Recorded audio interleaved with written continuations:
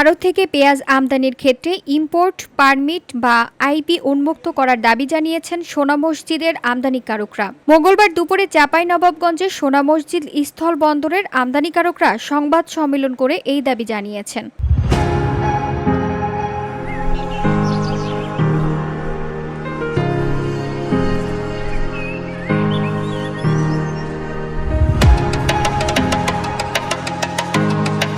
সংবাদ সম্মেলনে বলা হয়, আগস্টে কয়েকজন আমদানিকারককে 50 মেট্রিক টন করে পেঁয়াজ আমদানির অনুমতি দেওয়া হয়। মাত্র 2 দিন পরে আবার ওই অনুমতি দেওয়া বন্ধ করে দেওয়া হয়। তবে পরবর্তীতে একটি সিন্ডিকেট আদালতের আদেশের মাধ্যমে আইপি নেওয়ার চেষ্টা করেছে। এটি হলে পেঁয়াজের বাজার একটি সিন্ডিকেটের হাতে চলে যাবে। এই জন্য পেঁয়াজের আইপি উন্মুক্ত করে দেওয়ার দাবি জানান তারা।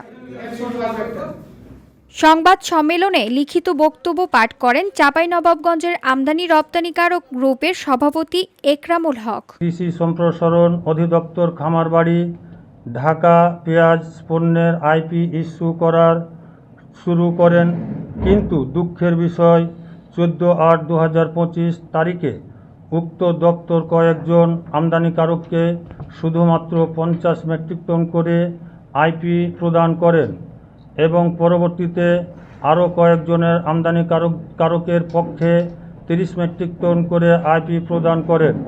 আরও বক্তব্য রাখেন আমদানি রপ্তানিকারক গ্রুপের সাধারণ সম্পাদক আরিফ উদ্দিন। আমদানিকারকরা দাবি করেন, আমদানি বন্ধ হয়ে যাওয়ায় পেঁয়াজের দাম 80 টাকা কেজি দরে বিক্রি হচ্ছে। আমদানি বাড়লে খুচরা বাজারে পেঁয়াজের দাম 40 টাকায় নেমে আসবে বলেও দাবি করেন তারা। পেঁয়াজের বাজারটা 50 থেকে 55 টাকায় স্থিতিশীল হয়েছিল।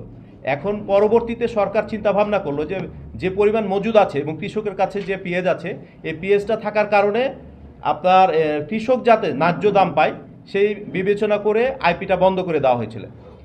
আমরাও আবেদন করেছিলাম, আমদানিকারক সকলে আবেদন করা আছে যে না, পুনরায় যদি আইপি ছাড়ে সেক্ষেত্রে আমরা আইপি পুনরায় পাবো।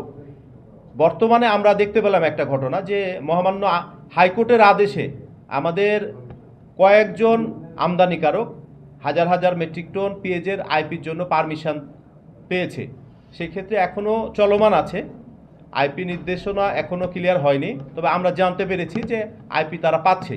এইভাবে যদি আইপিটা ইস্যু হয়ে যায় তাহলে আমাদের বাজার, যেটা আমরা আশা করছি যে আমরা বাজারটা সঠিক জায়গায় নিয়ে আসতে পারবো, এই জায়গায় কিন্তু আমরা আসতে পারবো না। কেন যে কয়েকজনের হাতে বাজারটা জিম্মি হয়ে যাবে। অনুষ্ঠানে আমদানিকারক আব্দুল আওয়াল সহ আরও অনেকে উপস্থিত ছিলেন। VOD Bangla news desk.